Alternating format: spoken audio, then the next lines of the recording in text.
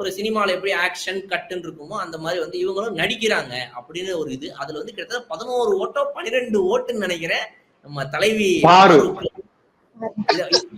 இத வந்து ஒரு பெண் மீது ஒரு குற்றச்சாட்டு வச்சிருக்கிறதுனால, இந்த குற்றச்சாட்டு ஒரு பெண் மீது வச்சிருக்கிறது எதிர்பார்க்காத ஒரு விஷயம். சரி, ஆமா, அத வந்து நான் ஃபர்ஸ்ட் இவங்க அழட்டும், அவர் இன்னும் நல்லா அழட்டும். ஏன்னா வந்து அவருக்கு அது புரியுது எனக்கு என்ன வருத்தம்னு.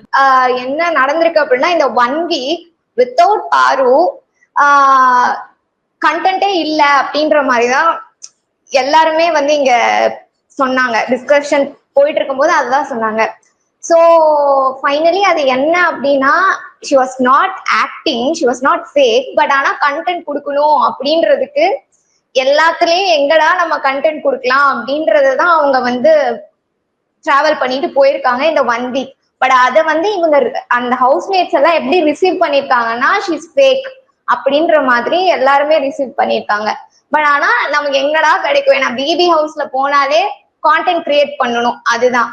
சோ அதுல பார்வதி அவங்கள பொறுத்த வரைக்கும் ஏதாவது ஒரு வகையில நம்ம ஒரு கண்டென்ட்டை கிரியேட் பண்ணியே ஆகணுன்ற மோட்டிவ்ல தான் இருக்காங்களே தவிர ஷீஸ் நாட் ஃபேக். அவங்க எப்படி சொல்றாங்களோ அப்படி நடிக்கணும் அப்படின்னு கிடையாது. பட் ஆனா she's keen in her content அப்படின்றதுதான் லைக் என்னோட புரிதல், நான் இந்த இதுல பார்த்த வரைக்கும்.